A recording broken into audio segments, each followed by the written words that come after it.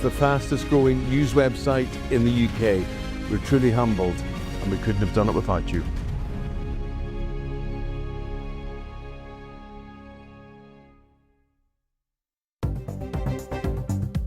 Good evening. This is the latest AI travel news from GBNews.com.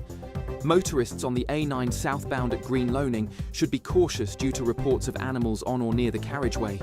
Additionally, drivers using the M4 westbound between Junction 24 at Coldra and Junction 26 at Malpas may encounter delays and congestion. It's advisable to plan your journey ahead to avoid disruption. And on the trains, there is disruption on Avanti West Coast services between Lockerbie and Oxenholme Lake District, as well as delays on cross-country services between Dunbar and Berwick-upon-Tweed. To stay up to date with these developments or for more travel news, go to gbnews.com. We could be delivering the perfect Christmas to you this year. There's £30,000 in tax-free cash to make 2026 the best year yet. A further £10,000 cash to spend on gifts for all the family. There's £1,000 to spend in your favourite supermarket. And a festively themed GB News goodie bag, and we'll get it all to you in time for the big day. For another chance to win, text WIN to 63225. One entry costs £2.50 plus one standard network rate message. Or text bonus to 63225. 5 entries cost £5 plus one standard network rate message. Go to gbnews.com/win. Entries start at £2.50. Call 0903 686 3232. Calls cost £2.50 plus your network access charge. Or post your name and number to GB17 PO Box 8690 Derby DE1 9TT. UK only. Entrance must be 18 or over. Lines close at 4 p.m. on the 28th of November. Please check the closing time if listening or watching on demand. Good luck. Bold. They are under no illusion. Ray. Are you a human trafficker? Boundless. I've had enough of the nonsense, and I'm not afraid to say it. Don't get this on the BBC. Every weeknight, I tear through the headlines. The smell of gasoline. Should we be worried about it? From Westminster madness to cultural war chaos. What I'm going to do now is they are throwing things out the car as we speak. Get ready, Britain. Here we go. Patrick Christie's tonight, weeknights from 9 p.m, only on GB News, Britain's news channel. Hi, I'm Michelle Dewberry, and my show is your opportunity to cut through all the noise and dive in headfirst to some robust debates. Ideas clash. Situation, No, because the failure is you're deliberately avoiding my point. Nothing's held back. And if you think this is the end of it, wait for more. And we do not shy away from the difficult stuff. Sometimes I want to shake people and say, if only you understood. So join me on Dewbs & Co. weeknights at 6 p.m, only on GB News, Britain's news channel. All too often, people will be sitting at home watching a press conference live, and they'll hear loads of questions being asked, and they'll be thinking, that's not my question. That's not my concern. We don't care whose feathers we ruffle. We ask the questions that you want answering. You're all standing on the street protesting and want to have an open discussion. My name is Patrick Christie's. I do a show for GB News in the UK. Is it possible to talk to you quickly? Journalism in this country has been a cosy world full of groupthink until now. Well, this is the best view ever of Whitehall, looking out across all the tractor drivers of England who've come together to make their point. Hello, so as you can see, I'm here in Westminster as the protest begins. Yes, I'm very much in the thick of it. Look, we're challenging narratives here at GB News, and that's what sets us apart.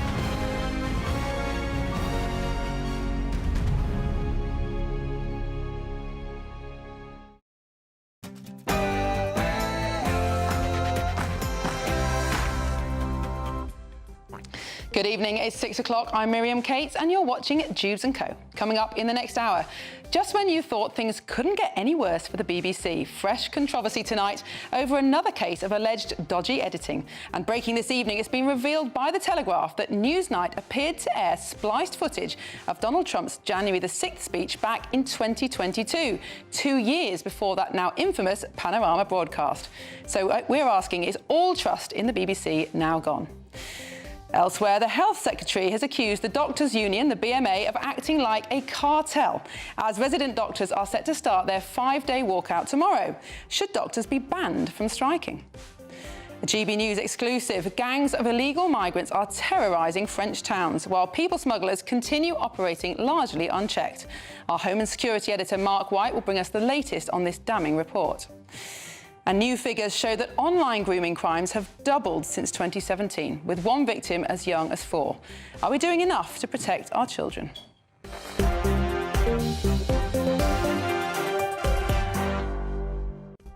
And joining me this evening until 7 o'clock, I've got my panel, former editor of The Sun, Kelvin Mackenzie, and former Labour advisor, Scarlett Maguire. But first, the latest news headlines.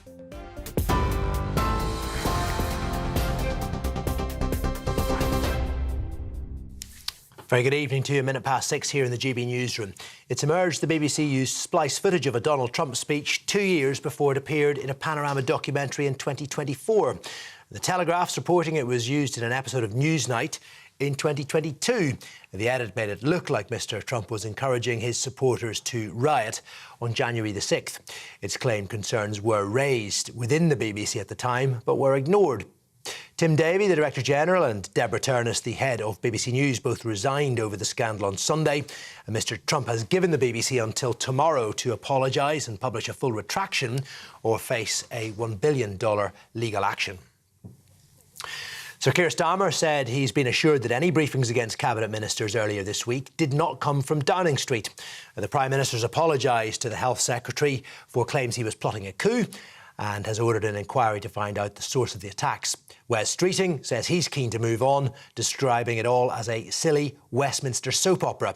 Sir Keir Starmer has given his full backing to Morgan McSweeney, despite calls for his Chief of Staff to be axed, and he's promised to deal with those responsible. I've been assured that no briefing against ministers was done from number 10, but I've made it clear that I find it absolutely unacceptable.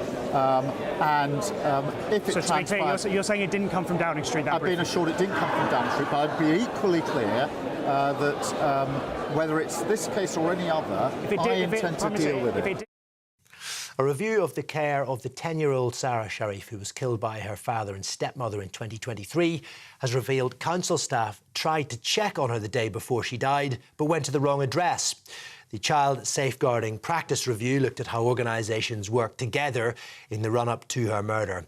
She was being homeschooled at her family home in Woking when she was killed. Surrey County Council has said it is deeply sorry. GB News can reveal people smugglers and migrants are operating with near impunity in northern France. Exclusive footage shows groups of men launching dinghies near Calais and wandering through coastal towns wearing life jackets unchallenged by police.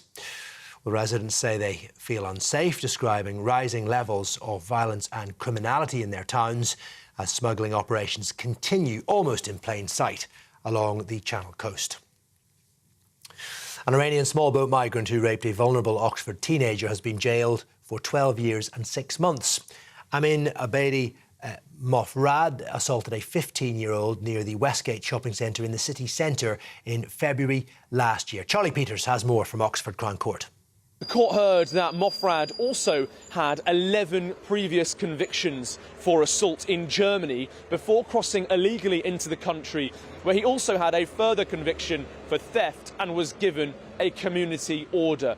But today at Oxford Crown Court, he was jailed by Mrs. Justice Maria Lamb, who told him to be quiet in the dock as Mofrad cried and said that he was innocent and gestured to reporters and said that we were spreading lies. Now, in a statement, Thames Valley Police say that they have achieved justice for this 15-year-old girl who will now begin to rebuild her young life. The Home Office has confirmed it will scrap police and crime commissioners from 2028. The elected officials were first introduced under the Conservatives in 2012, with the role of setting budgets for police forces and appointing chief constables. Ministers, though, say the roles have failed to live up to expectations. And flooding is likely to hit parts of the UK tomorrow as forecasters issue an amber warning for rain.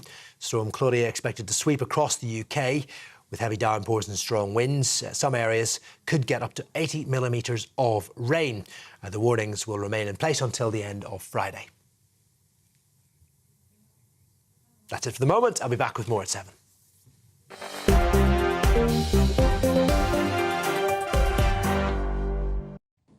Welcome back to Dewbs & Co with me, Miriam Cates, and joining me until 7 o'clock, I've got my panel, former editor of The Sun, Kelvin McKenzie, and former Labour advisor, Scarlett Maguire. And of course, we want to hear from you at home as well, so get your views in at gbnews.com/yoursay. Now, our first story tonight, just when you thought that things couldn't get any worse for the BBC, we're hearing news of another alleged dodgy bit of doctoring. Now, this is broken this afternoon in The Telegraph.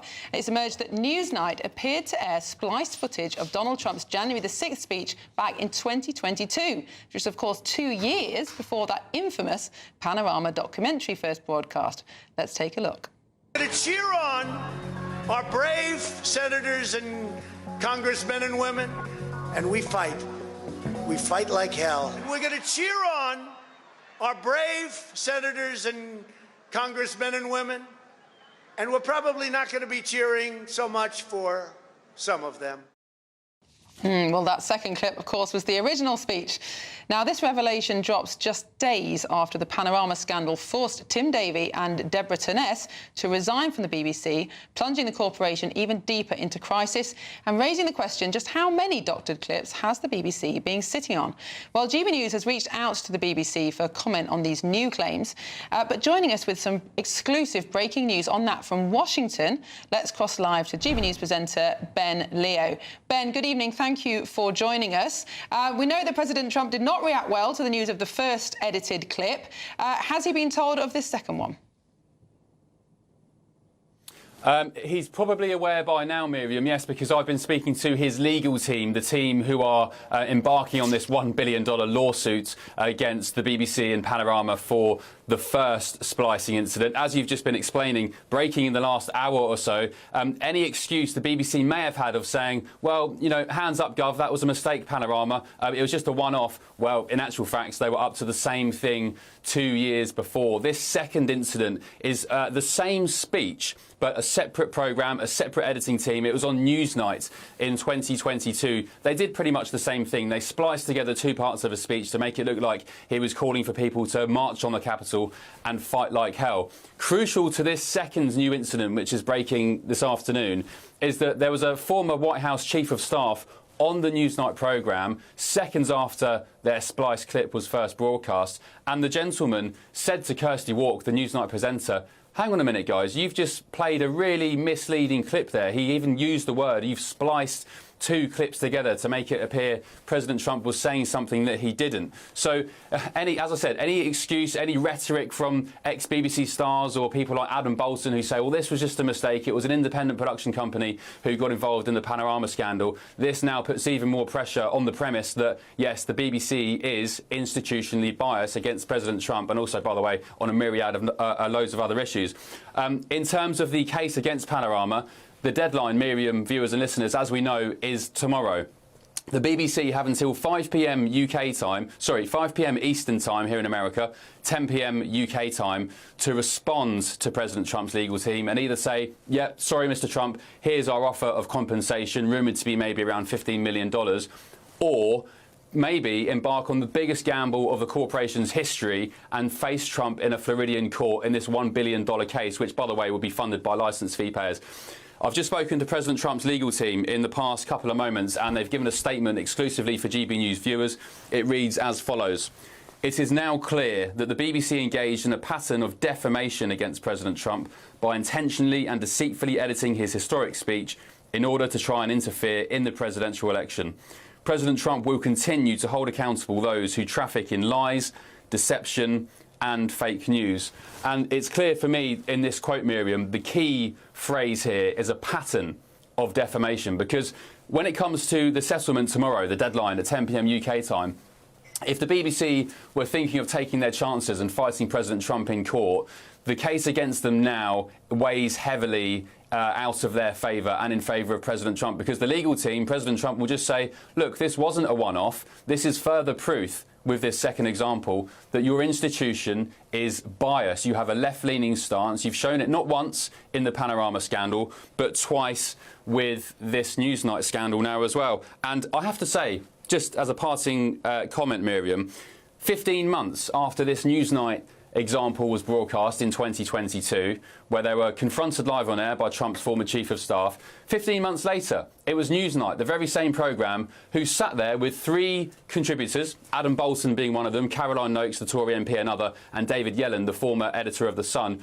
who all sat there nodding like Churchill insurance dogs, all agreeing that GB News should be shut down. It was that very segment where Adam Bolton, the former Sky News presenter, gave that infamous quote saying GB News needs to be shut down because they are affecting the very delicate broadcast ecology of the United Kingdom. All 3 of them nodding like dogs together, no pushback whatsoever from the presenter. And that incident, that now infamous incident, it forced Tim Davie at the time to apologise. The BBC apologised for a lack of impartiality. So there we go. The BBC under massive pressure. The deadline is tomorrow, and you have to think now, in light of this, tomorrow at the deadline they will apologise to President Trump and offer some sort of financial settlement. Ben Leo, live from America, thank you so much for that report. And don't forget, you can catch Bev and Ben live tonight at midnight for The Late Show live from the US. Well, the BBC have now responded to these latest revelations, and a BBC spokesperson said, BBC holds itself to the highest editorial standards.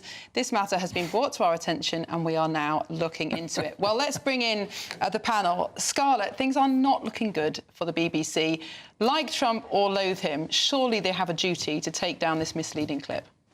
Yeah, I mean, of course they have a duty to take down this misleading clip, but to say that this is a pattern of defamation and intentionally interfering with the presidential election, we're talking about 2 separate incidents, 2 in 3 years. Both of which were bad. They were bad journalism. There's no question about that. And of course, the BBC should apologise and should say it should never have happened.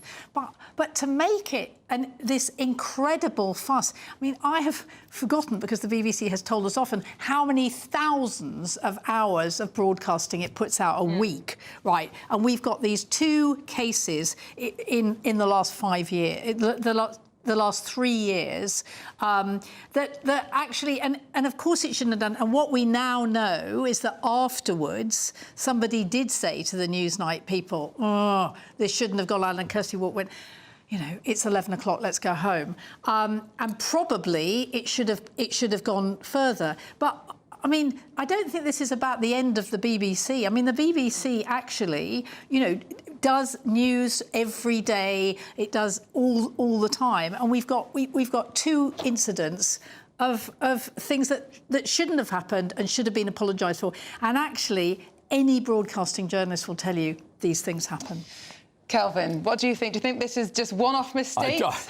I think that's one of the reasons why that kind of reaction is one of the reasons why Labour are currently failing in the polls. If that is honestly the left's reaction to this kind of thing. First of all, he's the President of the United States. You'd have thought because actually the thing that occurs to me is if they'll do that to the President of the United States... He wasn't president when it happened. He just lost an election. Let's get it right. A former president. Right, and a current president right now. Probably the most famous politician on the planet. So don't let's get carried away on that. Actually, if they do that to him, what would they do to a greengrocer in Preston when they interview him? That would be my thought process. My second thought process is no wonder Davie and that lady, Deborah, whatever her name is, are scuttling out the door at 100 miles an hour because they know that's coming. They must have known that was coming down the track as well. They said, well, we did it before. And the other thing was that when this was raised with the Newsnight mob in their kind of wash-up in the morning, and somebody said, I think I can't got the thing, how did that go out? Said one of the producers. They basically said, next, right?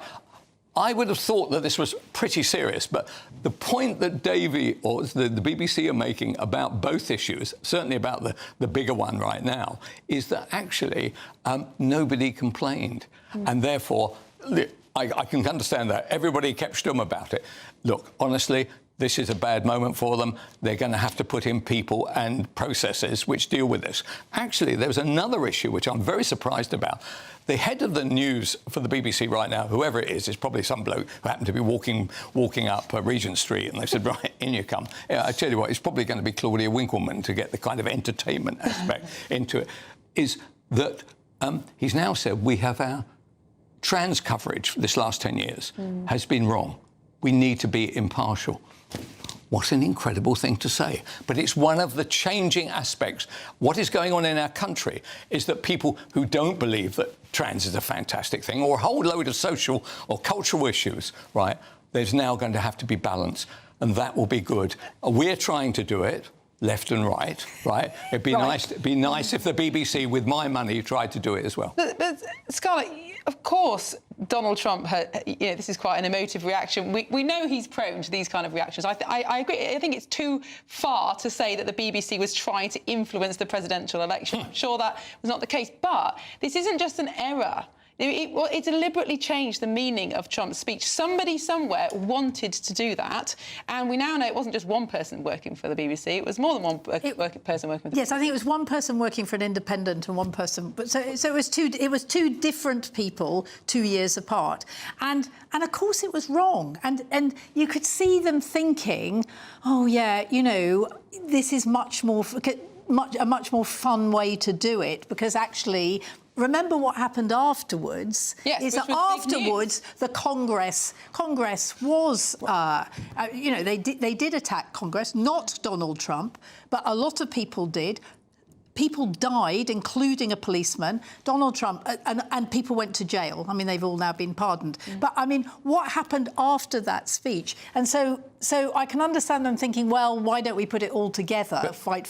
But actually, they were wrong. There's no question that they were wrong. But it's not just... I mean, the BBC... I don't know how you could argue that the BBC is anything but anti-Trump in the way that... They've softened recently, certainly since the last election. But, you know, I knew so many people when he won that second time who only watched the BBC who's like, I can't understand why any American has voted for him. Now, of course, people have different opinions, but not even be able to understand why he got one vote. On the technical side, they could have got away with all this by simply putting some kind of fade or something. Of course. But why wouldn't they do that? That's to your point, because actually, when you do it like that, it was a very, very serious allegation against somebody who was going to be the most powerful politician on earth. So.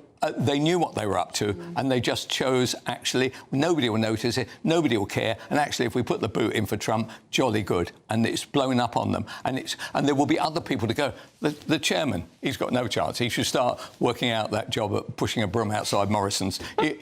He's finished. There'll be a load of people who need to be cleaned out, but they will need to be cleaned out by whoever comes in.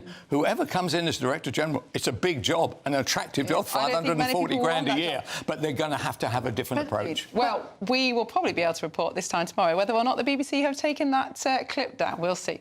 Well, don't go anywhere, because coming up, the Health Secretary has accused the Doctors' Union of acting like a cartel as resident doctors start their 5-day walkout at 7 o'clock tomorrow morning. Should doctors be banned from striking?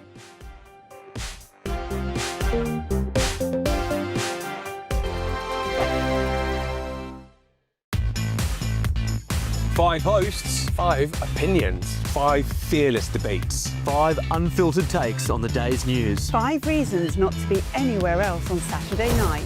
This is the Saturday 5. You got me. You got me good there. Britain's biggest Saturday night TV show. It's not a bad brand. Yeah. Uncensored. Very, very racy tonight on the unpredictable. What did she say? Can you translate it for us? And always entertaining. And how can a country go from being led by William Wallace Saturday nights from 6 p.m. only on GB News, the People's Channel. Britain's news channel. You're going to want to stay tuned, trust me.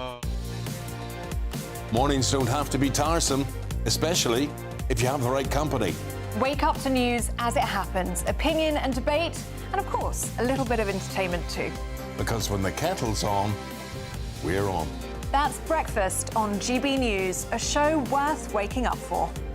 Every morning from 6 a.m. Only on the People's Channel, Britain's news channel. We'll spread the news, you spread the word. From the school run to the home run, watch a new show for all of Britain. He can say whatever he wants. A straight-talking show where all voices are heard. And, you know, when are we going to stop talking about smashing the gangs and actually do it? With the stories that matter from every part of our country. There's a bit of a crash landing there for your Chancellor. Bold, fearless and standing up for you. That's me, Martin Dewbs, 3 p.m. till 6 p.m, weekdays, here only on GB News. The People's Channel, Britain's news channel. Decisions made in Washington aren't just shaping America, they're shaping Britain too. From migration to global security, from crime to health. Whatever happens in the White House today will be felt in your town or city tomorrow. That's why The Late Show is live from Washington, D.C. Cutting through the politics to show you what it all means for Britain. The Late Show live every night at midnight. Only on GB News, Britain's news channel. Exciting news. Every Friday, my Patrick Christie's Tonight Show is going to have a twist to it. We're welcoming some special guests. You. That's right, on Fridays I'm going to be doing my show in front of a live studio audience because this show is about you and what you have to say. It's going to be the same big debates, same big topics, same big opinions, but every Friday night at 9 p.m. you are invited to come on down to Patrick Christie's Tonight to be a part of the action. Only on GB News, the People's Channel, Britain's news channel. Britain was once the envy of the world, but look around. A nation that no longer knows what it is or where it's going. A country that's broken. How do we fix Britain? How do we bring it back? Friday night with Matt Goodwin at 8 p.m. only on GB News.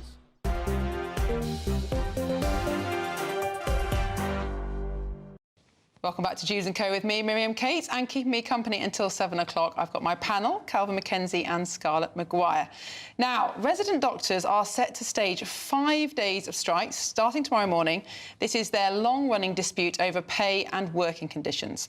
But the Health Secretary, Wes Streeting, has hit out at the union, accusing the BMA of acting like a cartel and urging them to think again. Because they're choosing to take this course, there will be disruption for patients. This is going to put pressure on other NHS staff, and there's enough to cope with winter coming too. So this is the wrong tactic at the wrong time, and I urge the BMA to think again. But for now, although my door remains open to them if they want any last-ditch conversations, my focus right now is making sure that we're ready for strikes, minimising the disruption. Now, turning to my panel, Kelvin, 5 days of walkouts from thousands of junior doctors, resident doctors across the country. Should they be allowed to inflict this on the NHS? Well, I don't believe so. It makes me laugh. A Labour Secretary of State complaining about doctors going on strike and all the rest of it. He sounds, let's hope he's the new Labour leader, by the way. Hello. Wes, good to see you. Since that's the kind of stuff that the Tories or Reform would say. And so I'm pleased to hear him say it. The doctors themselves don't give a stuff. They want the money. And one of the reasons why they want the money, which they won't talk about, of course, is that because in America and in Canada, a doctor is right at the top of the financial tree. Right up there with lawyers. And over here, they are honestly bumping along the bottom with train drivers. And so when I hear Wes Streeting talking about cartels, I wonder, is the Secretary of State for Transport going to act against train drivers who are doing exactly the same? They are using the public as battering rams for their pay demands. I haven't any sympathy for them. I would like to see a few of them start getting fired. I would like to turn it into a lockdown and actually see those, do you really want to do this? Let's have, and by the way, it might even trigger off a fantastic general strike and we break the unions completely. I am not in favour what you wish for, Kelvin. Right, I am not in favour of people who have life and death in their hands being able to take those people, shove them at us and say, you either give us 20-odd% or we're going to carry on doing this for years on end. It's an absolute disgrace. Do you think they're abusing their position, Scarlett? I mean, I don't agree with a lot of what Kelvin said. I think that doctors have to be allowed to strike, like most other people in Britain. I just cannot believe them because they were given a massive pay rise. And what they're saying is, instead of having, the public sector has been kept down to 5%. The police have got it, the services have got it, social workers, teachers, all accepted it, right? We all know that there is a real financial problem. And somehow the resident doctors say, but we're special because we've been... I think it is absolutely appalling. And then they say, no, but you don't understand. If you go back, whatever it is, 10 years, we have to catch up with that. Well, actually, none of us have. A lot of us are not earning anything like, if you take inflation into account, not earning anything like we used to earn. And you talk to anybody in the public sector, most people in the private sector, I think it is an absolute disgrace. And we know that the health service is suffering. All the health service people, you know, the people who run the trusts are saying, we're just getting back on our feet, we've just had this money coming in, and the doctors held up their hands and go, we want more. I think it is a disgrace. Well, let's bring in someone to defend the BMA. I'm now joined by the BMA Deputy Chair of Council, Dr. Emma Runswick. Emma, thank you so much for joining me this evening. Now, you will have heard what the panel have said, that there's very little sympathy for doctors asking for more pay. Is pay the only reason that doctors are going on strike? Not at all. And this is a jobs and pay dispute. We have got a huge problem with qualified doctors being turned away from jobs in the health service when we've got loads of people on waiting lists and on corridors waiting for treatment. This year, 30,000 doctors with more than 2 years in experience under their belt were turned away from jobs because there were only 10,000 jobs available for them. Some of those people are now genuinely unemployed on job seekers, some relying on ad hoc shifts to cover sickness or illness or maternity leave. And that's not a sensible position for us to be in. If we've invested in the training of doctors in this country, we should be keeping them in the NHS, not so they go elsewhere. And then when they are progressing through training, we should be keeping them from going elsewhere or leaving the health service later in their careers by making sure that we pay them adequately. So this dispute is about both jobs and pay. We have a ridiculous situation right now where we have patients waiting and doctors unemployed. We think that Mr. Streeting can fix that with us, working with us. We've put forward a whole variety of very reasonable proposals, including multi-year deals, including planned expansion of the workforce. He won't meet us there, and that's why we've been pushed into strike action. Unfortunately, again, not a position we wanted to be in. But Emma, do you think in tying the two issues together, the pay and the lack of training places, which you're absolutely right, is an absolute scandal? How can you train 30,000 doctors a year for only 10,000 places? That makes no sense whatsoever. But in tying the training issue with pay, you've lost public sympathy and made it very difficult for Wes Streeting and other politicians to come down on your side. Perhaps. I think it's a really complicated issue if you're looking at it from the outside. But fundamentally, this is about, do we want doctors in the health service looking after patients? I certainly want to have fully staffed rotas. I want to go to work and give patients the care that I think they deserve. I'm fed up of apologising to people for seeing them so late, for having them wait so long. I want to give high quality care. I want to do that alongside enough colleagues, especially in an ageing population. I think we can do that. Mr. Streeting needs to prioritise that and make sure that we give patients the care they need. And what's the bottleneck that's stopping the expansion of these jobs? Is it lack of specialists to train young doctors? Is it lack of funding? At the moment, it's primarily lack of funding. There will be at some point a limit on how many we can train because there is not physically the space to train people, or indeed the specialists to train them, the more senior specialists to train them, but we're nowhere near that yet. At the moment, Mr. Streeting is saying 1,000 additional jobs. Now, when there are 20,000 people being turned away, 1,000 doesn't touch the sides. We are talking about an employment guarantee in the short-term stopgap, and we are talking about expanding training places. We are also talking about making sure we prioritise doctors who are already living and working in the UK over recruitment from abroad, which is quite a surreal position where we have doctors unemployed here, but we still recruit from outside the UK. All of those things can happen, and we could take strikes off the table for the entirety of this Parliament. We could see no more strikes under a Labour government if we were to get a good negotiated settlement now. Now, I'm just going to bring in my panel. Kelvin, Scarlett, have either of you got a question? Kelvin. Yes, I'm puzzled by your response, because the truth about the matter is there's been quite a lot of give by Labour on some of those issues. I recognise that some of them are serious. But the main one is that you say, we want the money. We want the money, and we don't care how much give this government gives or how much give the last government might have given, and we want the money. That's the reality, isn't it? Well, of course we want to restore pay, Oh, because here we it's a go. serious it's a serious issue that is pushing people out of the profession. But this is a jobs and pay dispute. This is we have a serious problem making sure that patients get the care that they deserve, and so many people not able to get jobs, training to be the consultants and GPs of the future that we need. Literally 30,000 applicants for 10,000 jobs is a ridiculous situation. Both problems need a solution, and we're happy to talk with Mr. Streeton about that, and we've put forward a whole variety of proposals that would solve you both just of those say, problems. come on, let's be honest, you want the money. Kelvin, that's all that it boils down to. Scarlett's turn. Emma, a question from Scarlett. So Emma, I absolutely agree with you about the conditions, but actually you can't have it both ways. And I mean, it's crazy we're recruiting doctors from abroad when we've got people here. Of course you're right, but actually resident doctors have got to be like the rest of us on pay and understand that that was then and this is now, and 5% is enough.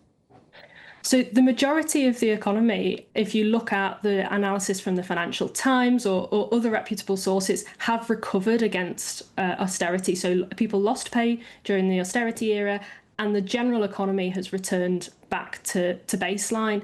Public sector workers haven't experienced that. Doctors are some of the worst affected by that austerity. Multiple series of pay freezes and real terms pay cuts.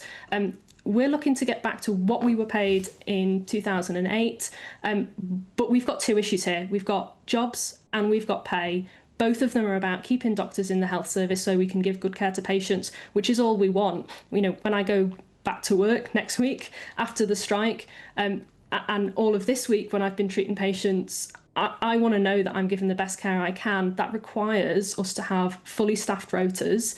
It requires us to be keeping hold of our senior doctors who are training me and the other doctors of the future. That requires both problems to be solved.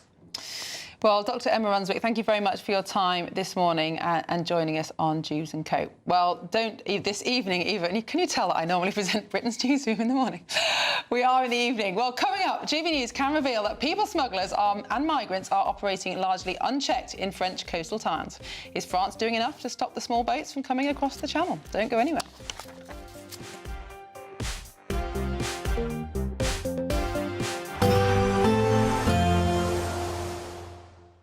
Ready to soak up that holiday sunshine? Won't we need some cover? No worries. All sorted. All Clear Travel Insurance sponsors GB News Travel Destinations Forecast.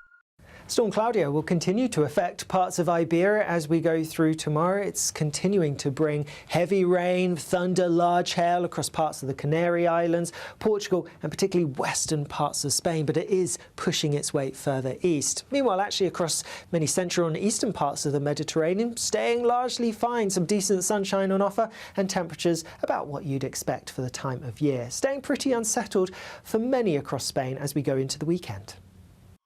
All Clear Travel Insurance sponsors GB News Travel Destinations Forecast. Good evening. This is your GB News weather forecast from the Met Office. Storm Claudia is heading our way. It's going to bring some very wet and windy weather across parts of central and southern England and Wales. Now, the low itself was named by the Spanish Met Service because it's already brought heavy thundery rain across parts of Spain and Portugal. But now we're going to see some of that wet weather pushing in from the south. Starting off overnight, a band of rain will push in across many parts of England and Wales, but more wet weather to come as we go through tomorrow. Actually, across much of Scotland, there will be some clear skies, a few showers which could be wintry, but many places dry through the night and cold, temperatures dropping several degrees below freezing here because of Arctic air and those clear skies. A much milder start to the day across southern parts, but it is going to be cloudy for most and there will be some of that heavy rain around and blustery winds too. Southern counties largely dry to start off with, but cloudy across more central parts and plenty of rain here through the morning, and across Northern Ireland and parts of Northern England, cloudy with a few outbreaks of rain at times too. The brighter story though across Scotland, and it's going to stay largely bright here through much of the day, still just a few perhaps wintry showers pushing through at times. But the bigger talking point is the very wet and windy weather that we get from Storm Claudia. Gusts of around 70 miles per hour in some exposed spots towards the northwest of England and Wales, and rainfall totals perhaps up to 100 to 150 millimetres over the high ground of southeast Wales as well. So a really unsettled day. As we go into Saturday, some of that rain will be lingering overnight, but it's going to break up and eventually ease and clear through. So a drier day for many places. Still bright but chilly across the northern parts, so across Scotland. Further south, still relatively mild for the time being, but as we go through the weekend, we are going to see that Arctic air in the north plunging its way southwards, so temperatures for all dropping. Thank you, Britain, for helping us reach 8 million followers across social media. Thank you for making us a part of your daily life.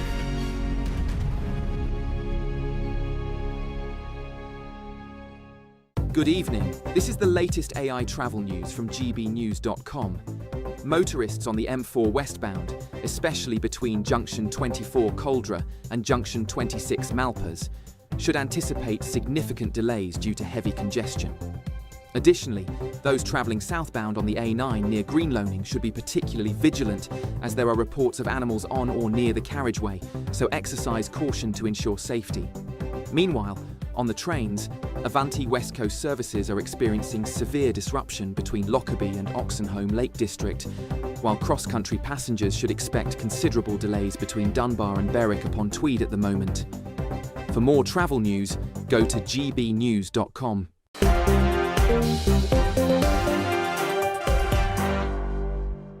Welcome back to Dewbs & Co. with me, Miriam Cates, and keeping me company until 7 o'clock, I've got my panel, the former editor of The Sun, Kelvin Mackenzie, and former Labour advisor, Scarlett Maguire.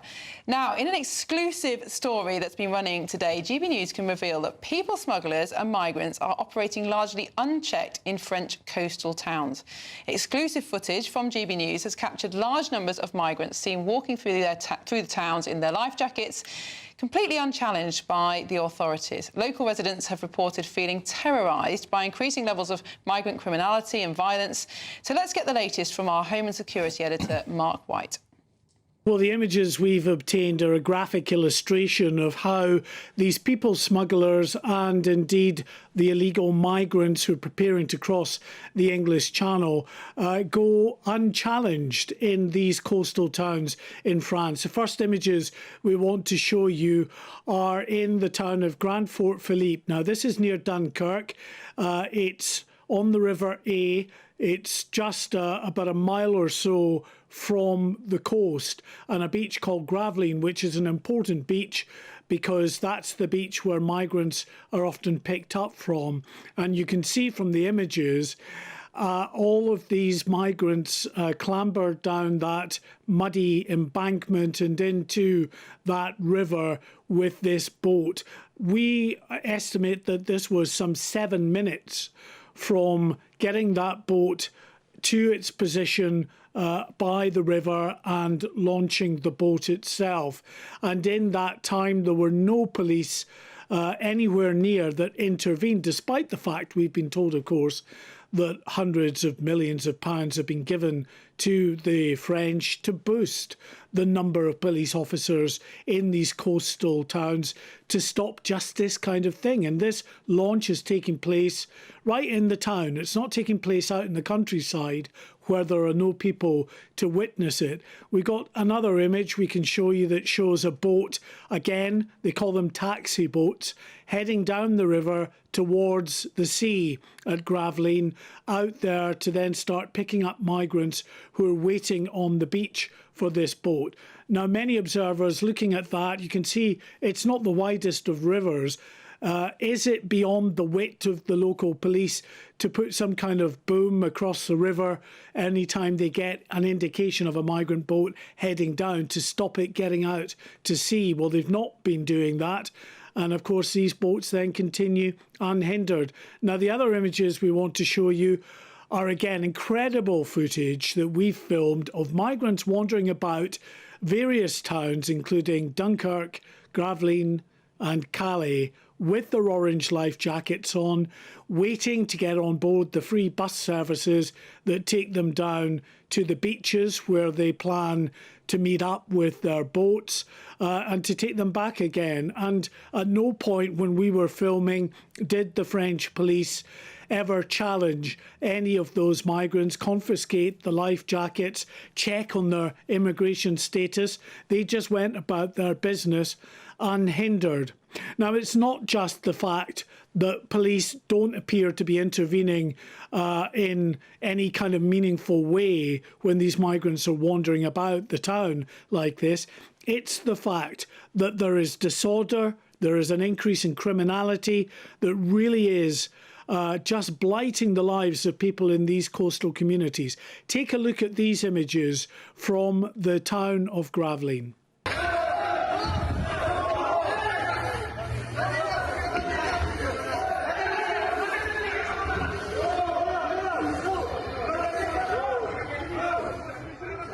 Now, this is the early hours of the morning in Gravelines. It's a mob of about 100 people, migrants who've been prevented from launching their boat on the nearby beach and are taking it out instead on the local police and indeed local residents. Residents have reported feeling terrorised, that there are regular incidents of disorder with clashes with the police. There's vandalism, there are cars that are badly damaged, property stolen. It is, from what we're being told, an absolute misery of an existence for so many people in these coastal communities. Now, we want in the next video to give you an indication of just the real difference between what migrants face in France compared to what they are given when they land here in the UK. So let's just take a look at this next bit of video.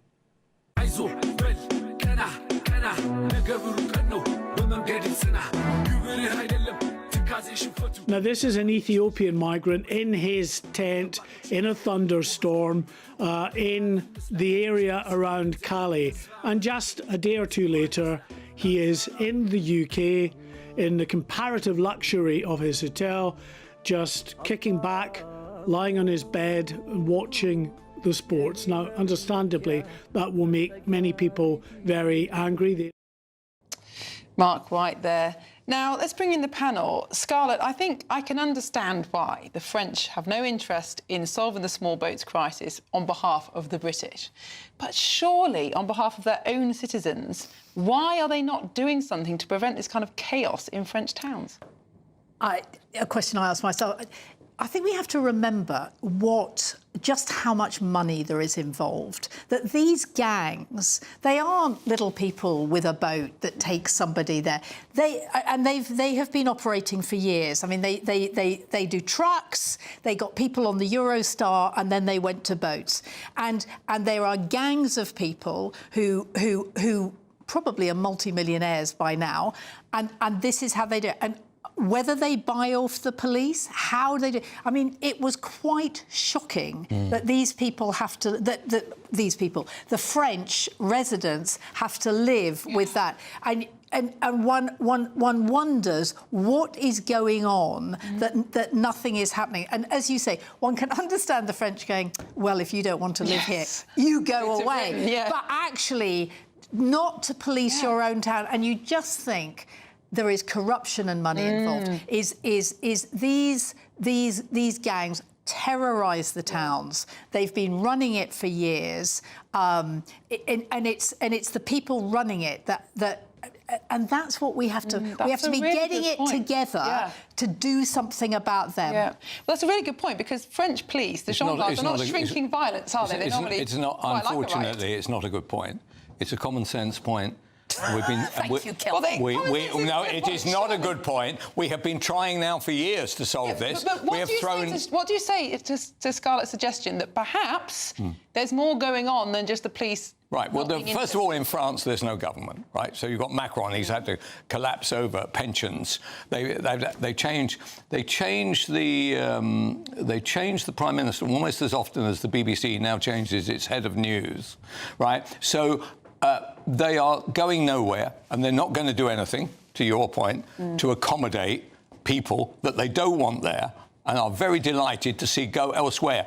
Now, what about the residents? What about the people? Do you know how they use that argument against us? They say, you stop giving decent hotels and nice colour TVs to them, they'll stop coming. So why don't we replicate the disgusting way that they're living in Calais over here, rather than being generous? Do you know why? Because Starmer believes in... I'm not saying he believes in open borders, but he certainly doesn't believe in closed borders, does he? As we have seen now, with literally tens of hundreds of thousands of these people coming to our country, and we are going to, at some stage, and it looks like 2029, we're certainly not going to have it under Starmer, that a government is going to have to promise, literally, to go very, very close to a violent confrontation with the French to stop this. Or we literally leave them in a very difficult position in the middle of the channel and see how they like that. Well, I don't think Lord. Do you not want that? I don't think that's going to happen. And I mean, what you're right about is, I remember, because I'm old like you, Sangat... hold on 1 second. I am not as old as you, Scarlett. A right of reply, Kelvin, because... Calm down, you two. Sangat, I mean, David Blunkett tried it. Do you remember? I mean, I think it was in the 90s. At Sangat. This has been a long-running sort. And here we are. We have literally there is change going on in our country. OK? There's change going on in our country because no political party will deal with it. And yours definitely didn't. Well, you were a just disaster, The Miriam. Napoleonic Wars, so I'm not listening to you. I am. I am saying we're going to have to do something. And honestly, nobody else has a solution which seems to work. War with the French, you heard it here first. Well, a Home Office spokesperson said the number of small boat crossings are shameful. The British people deserve better. The government is taking action. But who said that? The Home Office, listen. Not our Home Office, surely. Our Home Office is taking action. I don't know why our Home Office are interested in how people in Calais live. But anyway, we must go further and faster, removing more of those here illegally and stopping migrants from making small boat crossings in the first place. Oh, dear. Coming up, don't go anywhere. It's been revealed that online grooming crimes have doubled since 2017, with one victim as young as 4. Are we doing enough to protect our children?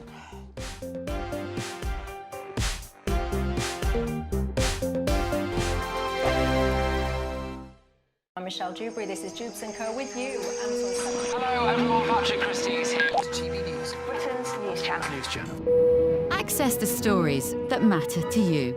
Take the GB News family with you on any device. And as long as you have an internet connection, tune in to GB News anywhere on the planet or beyond. GB News, the People's Channel, Britain's news channel. At GB News, we love to hear from you, our loyal community. So drop us a line at gbnews.com/yoursay. There, you can talk to each other and also to the presenters live on air. gbnews.com/yoursay, because GB News is your channel, Britain's news channel. Bold. They are under no illusion. Ray, are you a human trafficker? Boundless. I've had enough of the nonsense, and I'm not afraid to say it. Don't get us on the BBC. Every weeknight, I tear through the headlines. The smell of gasoline. Should we be worried about it? From Westminster madness to cultural war chaos. What I'm going to do now is they are throwing things up the car as we speak. Get ready, Britain. Here we go. Patrick Christie tonight, weeknights from 9 p.m. only on GB News, Britain's news channel. Join me, Nana Akweer, for an informative, interactive news programme with a difference.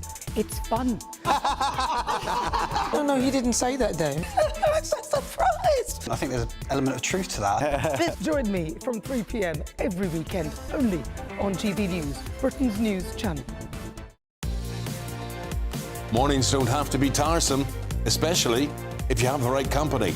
Wake up to news as it happens, opinion and debate, and of course, a little bit of entertainment too. Because when the kettle's on, we're on. That's Breakfast on GB News, a show worth waking up for. Every morning from 6 a.m. Only on the People's Channel, Britain's news channel. We'll spread the news, you spread the word. Britain was once the envy of the world. But look around. A nation that no longer knows what it is or where it's going. A country that's broken. How do we fix Britain?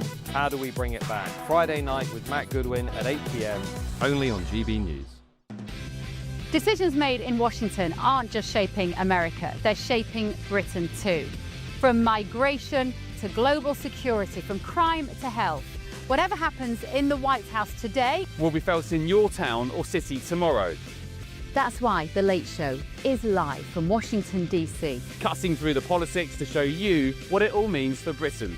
The Late Show live every night at midnight. Only on GB News, Britain's news channel.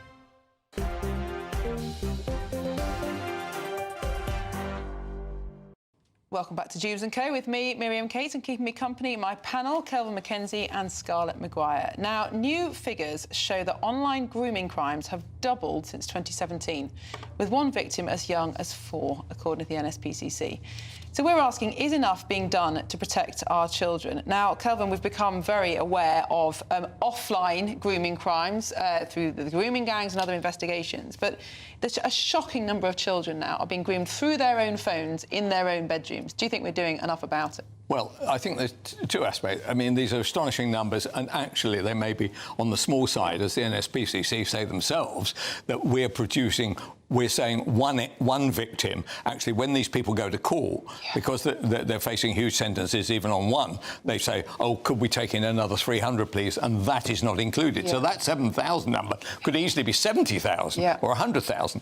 So but the substance of it is that things like Snapchat, which if you've got kids or anything, you know that is their preferred thing. They're into this in a massive way. What I can't understand is this, that in the gaming industry, they can track when things start moving around in a way which is going to cause them, by the way, a regulatory issue. So if somebody's over-betting, they're acting in a different way to the way in the convention. Why can't we do the same with what is clearly these paedophiles? Can't we work out that when they're starting to aim at people of a certain age or whatever, we can do it? Look, I don't know. That's why, in the same way as we got the BMA lady on, it would be nice to have a tech expert on to explain how we can crack down on these people, because actually nobody seems to care. They get 3 years, 5 years, 7 years, 12 years. They just don't care. We've just had an example of some guy who might be the worst ever abuser of young, it turns out to be young men, actually. And he's been dead. Yeah. He's been dead now 15 years, and suddenly we discover, actually, you would have made Jimmy Savile look like nothing on earth, right? Well, Scarlett, what's so extraordinary, just to bring in Scarlett, because we're nearly out of time, is that everybody agrees that this is a terrible thing, but when you start to talk about, well, how do we regulate this software? How do we prevent children having mobile phones? The right stick their arms up and say, no, it's censorship. I think it's impossible to stop children having mobile phones. I mean, certainly there are lots of groups of parents, particularly of primary school age, who start doing it, but you know, it's frankly like Jamie Oliver and school dinners. There'll be parents who give them. But I'm absolutely with Kelvin. It's got to be. I mean, the online safety bill has to make all of this absolutely illegal. And as soon as the tech companies know that they are going to be punished, and actually they should be punished in a personal way, is that individuals should be held accountable, and then something will happen. They've got to put in age range. I mean, terrible stories about young, teenage. I see it's young as 4, but teenagers, girls and boys, being blackmailed because they've done things. I mean, horrible, and they feel they can't go to their parents. I mean, we've got to set up. I mean, the government has got to set up much more things like Childline, but we've got to do something about it. It is appalling, and as Kelvin says, we think much worse than we know. Absolutely, and the Internet Watch Foundation find literally hundreds of thousands of videos online every year, most of them children filming their own abuse in their bedrooms, something we should think about.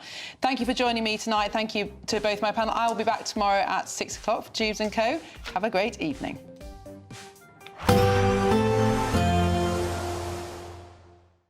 Expect warm spells with the odd rude interruption. Box Boilers sponsors the weather on GB News. Good evening. This is your GB News weather forecast from the Met Office. Storm Claudia is heading our way. It's going to bring some very wet and windy weather across parts of central and southern England and Wales. Now, the low itself was named by the Spanish Met Service because it's already brought heavy thundery rain across parts of Spain and Portugal. But now we're going to see some of that wet weather pushing in from the south. Starting off overnight, a band of rain will push in across many parts of England and Wales, but more wet weather to come as we go through tomorrow. Actually, across much of Scotland, there will be some clear skies, a few showers which could be wintry, but many places dry through the night and cold, temperatures dropping several degrees below freezing here because of Arctic air and those clear skies. A much milder start to the day across the southern parts, but it is going to be cloudy for most, and there will be some of that heavy rain around and blustery winds too. Southern counties largely dry to start off with, but cloudy across more central parts, and plenty of rain here through the morning, and across Northern Ireland and parts of northern England, cloudy with a few outbreaks of rain at times too. The brighter story though across Scotland, and it's going to stay largely bright here through much of the day, still just a few perhaps wintry showers pushing through at times. But the bigger talking point is the very wet and windy weather that we get from Storm Claudia. Gusts of around 70 miles per hour in some exposed spots towards the northwest of England and Wales, and rainfall totals perhaps up to 100 to 150 millimetres over the high ground of southeast Wales as well. So a really unsettled day. As we go into Saturday, some of that rain will be lingering overnight, but it's going to break up and eventually ease and clear through. So a drier day for many places. Still bright but chilly across the northern parts, so across Scotland. Further south, still relatively mild for the time being, but as we go through the weekend, we are going to see that Arctic air in the north plunging its way southwards, so temperatures for all dropping. Expect warm spells with the odd rude interruption. Boxed Boilers sponsors the weather on GB News. Thank you, Britain, for making us the fastest growing news web